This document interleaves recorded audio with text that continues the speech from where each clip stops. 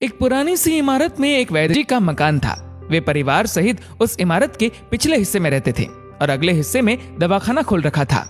उनकी पत्नी की आदत थी कि दवाखाना खोलने से पहले वह वैद्य जी को उस दिन के घरेलू आवश्यक सामान की सूची एक चिट्ठी में लिखकर दे देती थी। वैद्य जी गद्दी पर बैठकर पहले भगवान का नाम लेते, फिर वह चिट्ठी खोलते। पत्नी ने जो चीजें लिखी होती उनके भाव देखते, फिर उनका हिसाब करते, फिर परमात्मा से प्रार्थना करते कि हे भगवान, मैं केवल तेरे ही आदेश के अनुसार तेरी भक्ति छोड़कर यहाँ दुनियादारी के चक्कर में आकर बैठा हूँ। वैद्य जी कभी अपने मुंह से किसी रोगी से फीस नहीं मांगते थे। कोई देता था, कोई नहीं देता था, किंतु एक बात निश्चित थी कि जो ही उस दिन के आवश्यक सामान खरीदने योग्य पैसे पूरे हो जाते थे, उसके बाद वह किसी से भी दवा के पैसे नहीं लेते थे, चाहे रोगी कितना ही धनवान क्यों न हो। एक दिन जब वैद्य जी ने दवाखाना खोला, गद्दी पर बैठकर परमात्मा का स्मरण करके पैसे का हिसाब लगाने के लिए आवश्यक सामान वाली चिट्ठी खोली, तो वह चिट्ठी को एक टक देखते ही रह गए। एक बार तो उनका मन भटक गया। उन्हें अपने आंखों के सामने तारे चमकते हुए नजर आए, किंतु शीघ्र ही उन्होंने अपनी तंत्रिकाओं पर नियंत्रण पा लिया। वे चिट्ठी में कुछ यूं देखते हैं कि आटे, दाल, चावल आदि के बाद पत्नी ने लिखा था कि बेटे का विवाह 20 तारीख को है, उसके दहेज का सामान। कुछ देर तो वैद्य जी सोचते रहे, फिर बाकी चीजों की कीमत लिखने के बाद दहेज के सामने लिखा, ये काम परमात्मा का है, परमात्मा जाने। एक दो रोगी जो आए हुए थे, उन्हें वैद्य जी ने देखकर दवाई देना शुरू कर दिया।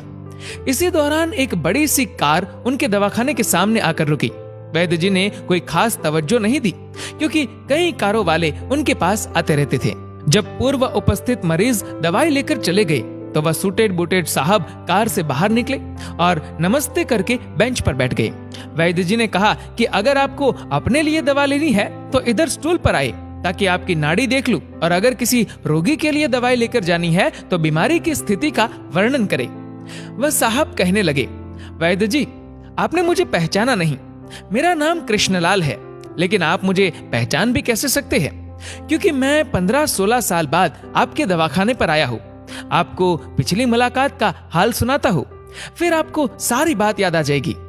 जब मैं पहली बार यहाँ आया था, तब मुझे लगा कि मैं खुद नहीं आया था, अपितु ईश्वर मुझे आपके पास ले आए थे, क्योंकि ईश्वर मुझ पर कृपा करना चाहते थे और मेरा घर आबाद करना चाहते थे। मैं तो कार से अपने घर जा रहा था, पर ठीक आपके दवाखाने के सामने हमारी कार पंक्चर हो गई। ड्राइवर कार का पहिया उतारकर पंक्चर लगवाने चला गया।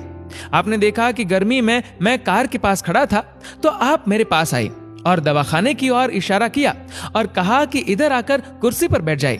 अंधा क्या चाहे, 2 आंखें, और मैं आकर कुर्सी पर बैठ गया। ड्राइवर ने कुछ ज्यादा ही देर लगा दी थी। एक छोटी सी बच्ची भी यहाँ आपकी मेज के पास खड़ी थी और बार बार कह रही थी, चलो ना बाबा, मुझे भूख लगी है। आप उससे कह रहे थे कि बेटी, थोड़ा धीरज धरो, चलते हैं।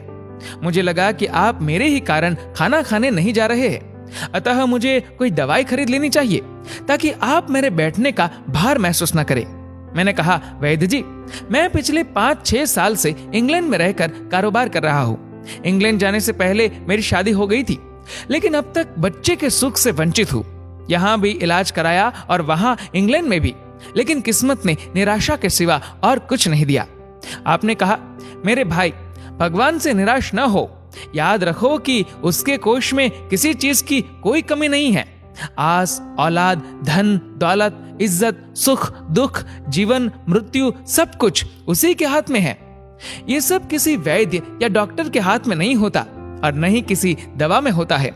जो कुछ होना होता है वह सब भगवान के आदेश से होता है। औलाद देनी है तो उसी ने देनी है। मुझे याद है आप बातें करते जा रहे थे और साथ साथ पुड़िया भी बनाते जा रहे थे। सारी दवाई आपने 2 भागों में विभाजित कर 2 अलग अलग लिफाफों में डाली थी और फिर मुझसे पूछकर आपने एक लिफाफे पर मेरा और दूसरे पर मेरी पत्नी का नाम लिखकर दवा उपयोग करने का तरीका बताया था। मैंने तब बेदिली से वह दवाई ले ली थी, क्योंकि मैं सिर्फ कुछ पैसे आपको देना चाहता था। लेकिन जब दवा लेने के बाद मैंने पैसे पूछे तो आपने कहा था, बस ठीक है। मैंने जोर डाला तो आपने कहा कि आज का खाता बंद हो गया है। मैंने कहा, मुझे आपकी बात समझ नहीं आई। इसी दौरान वहां एक और आदमी आया। उसने हमारी चर्चा सुनकर मुझे बताया कि खाता बंद होने का मतलब ये है कि आज के घरेलू खर्च के लिए जितनी राशि वैद्य जी ने भगवान से मांगी थी वह ईश्वर ने उन्हें दे दी है। अधिक पैसे वे नहीं ले सकते। मैं कुछ हैरान हुआ और हृदय में कुछ लज्जित भी कि मेरे विचार कितने निम्न थे और ये सरल चित्त वैद्य कितना महान है। खैर, मैंने जब घर जाकर पत्नी को औषधि दिखाई और सारी बात बताई तो उसके मुंह से निकला वो इंसान नहीं कोई देवता है और उसकी दी हुई दवा ही हमारे मन की मुराद पूरी करने का कारण बनेगी। और वही हुआ। आज मेरे घर में 2 फूल खिले हुए हैं। हम दोनों पति पत्नी हर समय आपके लिए प्रार्थना करते रहते हैं।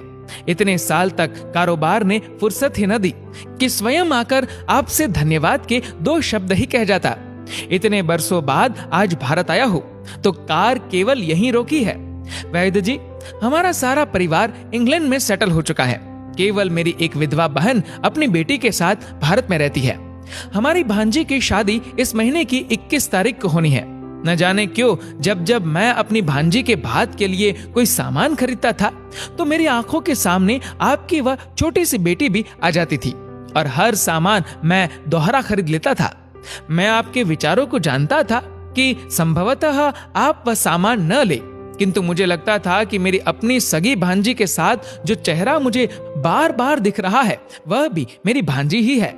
मुझे लगता था कि ईश्वर ने इस भांजी के विवाह में भी मुझे भात भरने की जिम्मेदारी दी है। वैद्य जी की आंखें आश्चर्य से खुली की खुली रह गई और बहुत धीमी आवाज में बोले, कृष्णलाल जी, आप जो कुछ कह रहे हैं मुझे समझ नहीं आ रहा कि ईश्वर की ये क्या माया है। आप मेरी श्रीमती के हाथ की लिखी हुई ये चिट्ठी देखिए। और वैद्य जी ने चिट्ठी खोलकर कृष्णलाल जी को पकड़ा दी। वहां उपस्थित सभी ये देखकर हैरान रह गए कि दहेज के सामान के सामने लिखा हुआ था कि ये काम परमात्मा का है, परमात्मा जाने। कांपती सी आवाज में वैद्य जी बोले, कृष्णलाल जी, विश्वास कीजिए कि आज तक कभी ऐसा नहीं हुआ कि पत्नी ने चिट्ठी पर आवश्यकता लिखी हो और भगवान ने उसी दिन उसकी व्यवस्था न कर दी हो। आपकी बातें सुनकर तो लगता है कि भगवान को पता होता है कि किस दिन मेरी श्रीमती क्या लिखने वाली है, अन्यथा आपसे इतने दिन पहले ही सामान खरीदवाना आरंभ न करवा दिया होता परमात्मा ने। वाह भगवान वाह, तू महान है, तू दयावान है। मैं हैरान हूं कि वह कैसे अपने रंग दिखाता है। वैद्य जी ने आगे कहा, जब से होश संभाला है एक ही पाठ पढ़ा है कि सुबह परमात्मा का आभार करो, शाम को अच्छा दिन गुजरने का आभार करो, खाते समय उसका आभार करो, सोते समय उसका आभार करो कि शुक्र है मेरे मालिक, तेरा लाख लाख शुक्र है। दोस्तों, जो लोग अपने जीवन रथ की डोर परमात्मा के हाथों में सौंप दिया करते हैं, परमात्मा उनके लिए क्या क्या नहीं किया करते। आवश्यकता है बस एक सच्चे हृदय से समर्पण की।